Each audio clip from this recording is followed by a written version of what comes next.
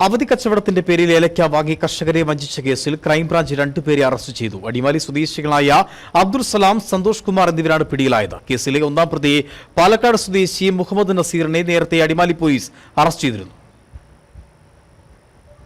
അവധി കച്ചവടത്തിന്റെ പേരിൽ ഏലക്ക വാങ്ങി കർഷകരെ വഞ്ചിച്ച കേസിലാണ് ക്രൈംബ്രാഞ്ച് 2 പേരെ അറസ്റ്റ് ചെയ്തത്. അടിമാലി സ്വദേശികളായ അബ്ദുൾ സലാം, സന്തോഷ് കുമാർ എന്നിവരെ ഇടുക്കി ക്രൈംബ്രാഞ്ച് ഡിവൈഎസ്പി TB വിജയന്റെ നേതൃത്വത്തിലുള്ള പോലീസ് സംഘമാണ് കസ്റ്റഡിയിലെടുത്തത്. കേസിലെ 1-ാം പ്രതി പാലക്കാട് സ്വദേശി മുഹമ്മദ് നസീറിനെ നേരത്തെ അടിമാലി പോലീസ് അറസ്റ്റ് ചെയ്തിരുന്നു.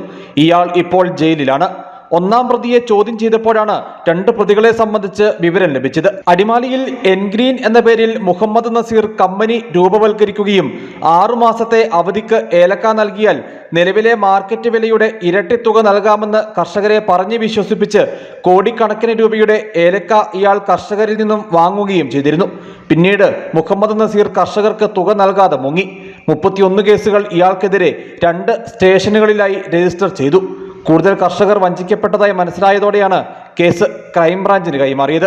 കഴിഞ്ഞ ആഴ്ചയാണ് ക്രൈംബ്രാഞ്ച് അന്വേഷണം ആരംഭിച്ചത്. News bureau, Adimali.